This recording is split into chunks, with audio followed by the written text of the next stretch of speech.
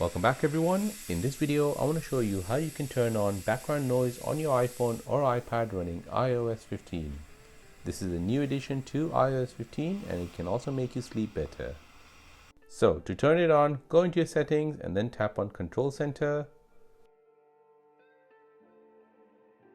Find the hearing function and tap on the plus sign to add it to your control center.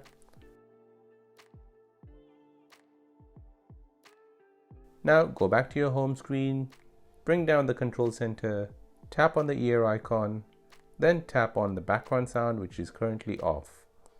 This should start off the background noise. Now you can change the background sound type by pressing background sounds. You have balance noise, bright noise, dark noise, ocean, rain, and stream. You can also set the volume of that noise. All are very soothing noise which can help you sleep or even relax while you meditate or do yoga. To turn it off, tap on background sound below and it should turn off. And that is how to turn on background noise on your iPhone or iPad running iOS 15.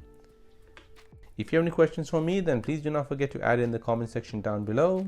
Please subscribe to this channel as it means a lot, and don't forget to turn on bell notifications so you get alerted for the next video.